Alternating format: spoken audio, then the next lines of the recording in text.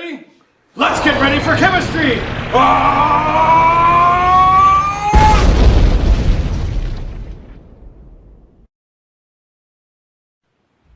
Alright, here's a spectrophotometer. This is a Pasco spectrophotometer, and it will connect wirelessly via Bluetooth. If you open it up, you can see there's a spectrophotometer, and here's the cuvettes that your sample goes into, and then there's a little cord for the power. So if you pull the spectrophotometer out, you'll only need one cuvette. You have to use the same cuvette for the entire lab.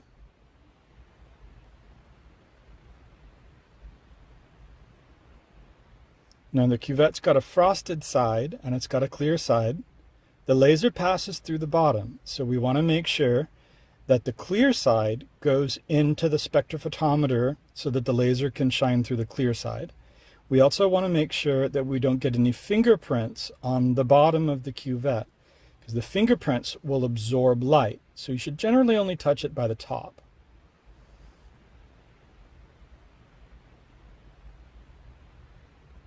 We want to make sure that when we use the cuvette, we put it in the correct way, the same way every time.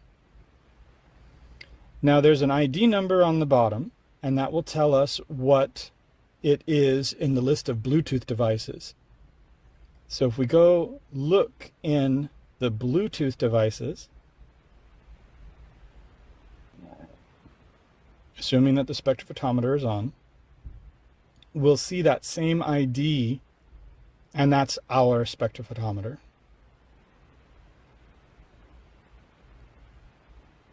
So I want to connect to the Bluetooth.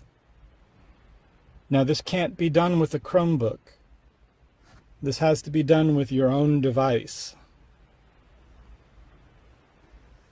If you're not going to use the Pasco spectrophotometer on your own phone or computer or tablet, then you're going to need to use one of the other spectrophotometers or colorimeters.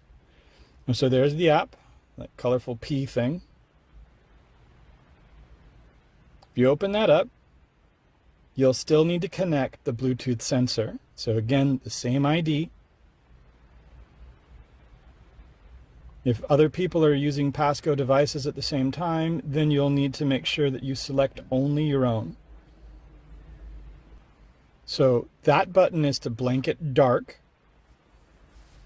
That button is to set the basic laser intensity. And to do that, you'll put your hand over the sensor. No cuvette inside. Put your hand over where the cuvette goes. Don't try to touch any buttons. And then press the blanket dark button, and it does this performing calibration. Once that's done, there's a little green check mark on the button, so you don't have to do that again. Now we need to blanket light. So what we'll do is we'll put whatever is not what we're interested in into the cuvette to blanket. So into the cuvette we'll put, in this case, deionized water. We're going to be doing just the crystal violet by itself. So just the crystal violet is a combination of DI water and crystal violet, so we'll need to blanket using the DI water. We want to make sure that the cuvette goes in the correct way, and we want to make sure that once we do a correct way, that we put it in the same way every single time. Little micro scratches in the cuvette will cause our blank to be wrong if we change the direction. So we'll take the cap off, being careful not to get fingerprints on the bottom. And we'll put some DI water in there. We might need to clean it out or rinse it out first. But if you get fingerprints on the side, you'll have to clean those fingerprints off with your shirt or a soft cloth. The paper towel will just scratch the side of the cuvette. Okay, now that goes in so that the clear part is on the short side, like top and bottom. And the little Bluetooth will talk to your app. So then you press the blanket light button, and it does the performing calibration.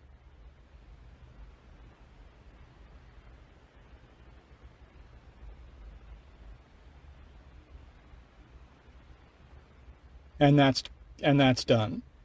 Now, if you're using any other spectrophotometer or colorimeter, you only have to blanket with the DI water. You don't have to blanket dark. You just blanket once with the DI water. But if you're using another spectrophotometer or colorimeter, you absolutely have to make sure that you keep track of which orientation you're putting the cuvette in. Now we just dump out the deionized water, being careful again not to touch the bottom. We can touch the frosted sides as much as we want to, but we don't want to touch the bottom of the clear sides. So we just dump that out, and now we're ready to put in some crystal violet. But there's little droplets of water in there, and we don't want those droplets of water affecting anything. So what we'll do is we'll just rinse it out with the crystal violet first. Although for this step, it's not terribly important, because we're just looking at how purple it is. So I discarded the rinse, and now I'm going to fill the cuvette up at least halfway, a little bit more than halfway, maybe about 3/4 of the way full.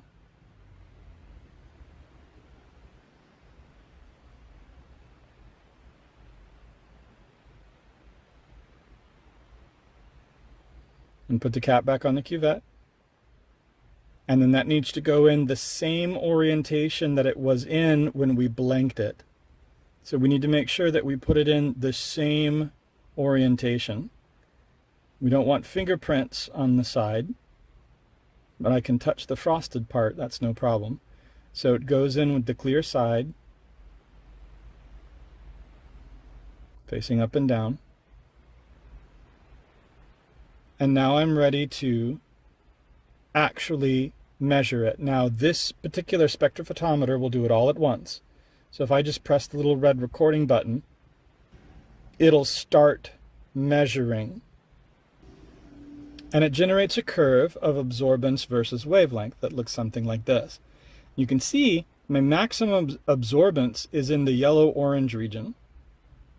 So if I move this box over here, this little box will allow me to select the highest absorbing wavelength, which is apparently 591.7 nanometers. So from now on, whenever I do this lab, I need to be at 591.7 nanometers. And that's me. And maybe you get something different, and that's fine. But that's what I got. There's a little check mark. If I press that check mark, it selects that as my wavelength. It won't allow me to move on to the next screen until I press that check mark though. So I'll need to remember that one. And I can export that graph, although I can probably export it all at the same time. I need to make sure that I export it and not save it. I'm not interested in saving this. I'm interested in exporting it as a .csv. That .csv stands for comma separated values.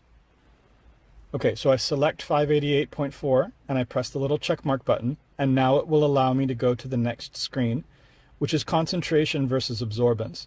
So here I want to make my calibration curve, my standardized curve.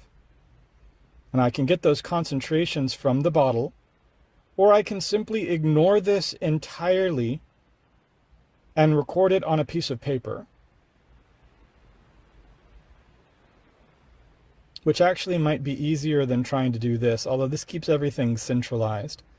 So I'm going to type in the concentrations that I'm using, and the app will not allow me to have the appropriate number of significant figures, and that's okay.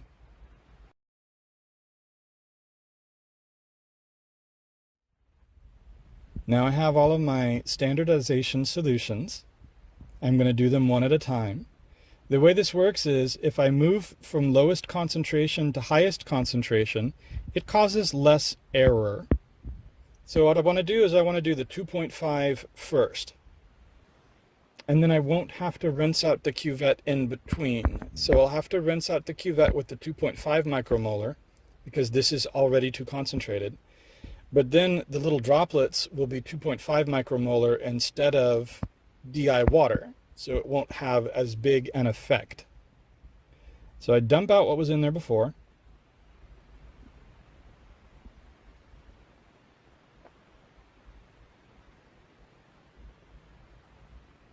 And I want to rinse down the sides. But I don't want to get any on the outside. I want to discard the rinse. And now I want to fill it with the 2.5 micromolar solution. Again, a little bit more than half full.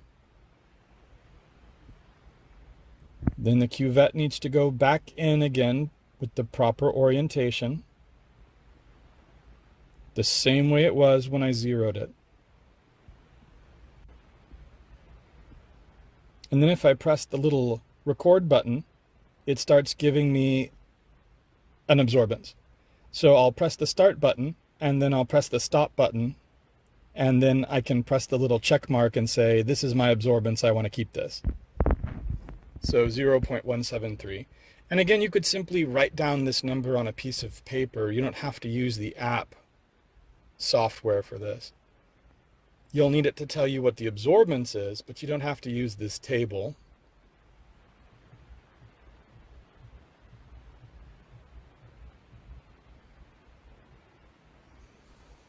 So then I pop that out, I discard that, I put in the next one, the 5 micromolar solution, and I write down the absorbance for that, and then I discard that. I don't have to rinse it out. I can just put in the next one, the 7.5 micromolar. Again, if I were going to rinse it out, I would be rinsing it out with crystal violet solution. So as long as I go from lowest concentration to highest concentration, I don't have to rinse it out between solutions when I'm doing the standardization curve. So I've got the 7.5 micromolar in there, and that should be bigger than the 5 micromolar. If it's not bigger than the 5 micromolar, I might need to figure out what's going wrong and do it again. Take the cuvette out, dump that out, put in the 10 micromolar. Again, the absorbance should be increasing as I increase the concentration.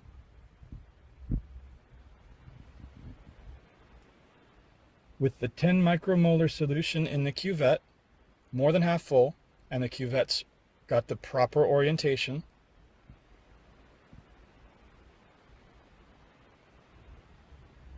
I just have to write down the absorbance. I just have to take that number. This doesn't take any time. I just need to write the number down. Lock it in, write it down, whatever.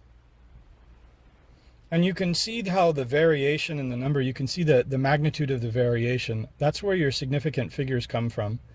Although we can just assume that absorbance has this number of significant figures. That's okay too.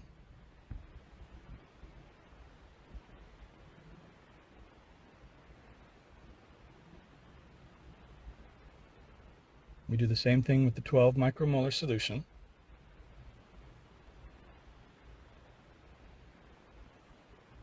And we're getting some numbers that are bigger than 10, so that makes me happy. And then we're going to take that out. We're going to do the same thing with the 25 micromolar solution. And there's the 25 micromolar solution's absorbance. In a perfect world, this should be twice what 12.5 is. But it's not a perfect world, and I'm not going to hold my breath until it is. So that's my number, and it's bigger than 12.5, so I'm going to move on with my life. Now we need to export the data. Don't save it, export it as a .csv. And I need to change that to something that I'm going to be able to find. I probably shouldn't leave it as untitled, but I'm the only comber doing this, so it's fine with me. You're going to have some lab groups, though. Then you want to get a Google Sheets, and you want to rename it something.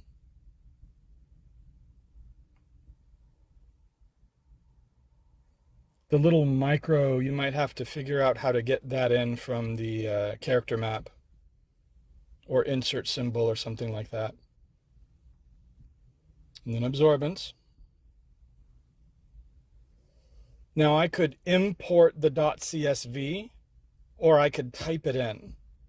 I think it's actually faster for me to simply type in what I want it to be. So a group member could be writing these down, typing these into a Google Sheets while I'm collecting the numbers. That might actually be faster than trying to export it. You'll have to export the data for selecting the appropriate wavelength. That's different. Yeah. And then I make a chart, and it looks roughly like a straight line. If I go to Customize, Series,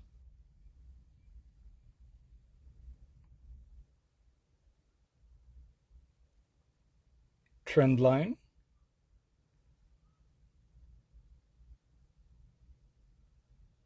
oh, and I want to make sure that it's actually a scatter plot. Sometimes Google Sheets gives you a different graph that doesn't make sense. So almost always we'll be using a scatter plot. So go to Series, Trend Line, Show R-squared, and then change the label to Use Equation. So now I have the equation and the R-squared value. And an R-squared value of 0.867 is not the best in the world. The closer the R-squared value is to 1, the straighter your straight line. And you can see my straight line is not terribly straight, but that's okay. Now this equation will allow me to convert concentration and absorbance.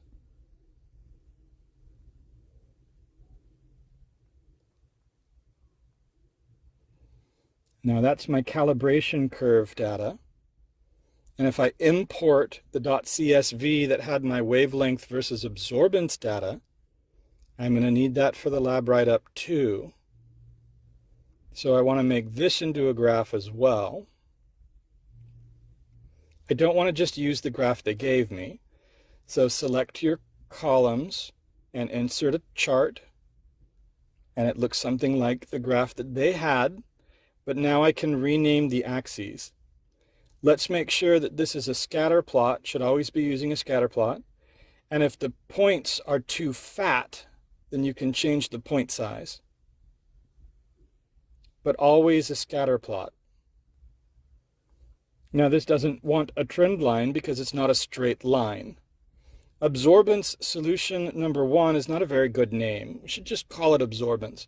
And you'll notice that wavelength has a unit, but absorbance does not. Absorbance is unitless. And then a better title for the chart. As a matter of fact, I should probably just delete the title for the chart and put it in my lab write-up instead.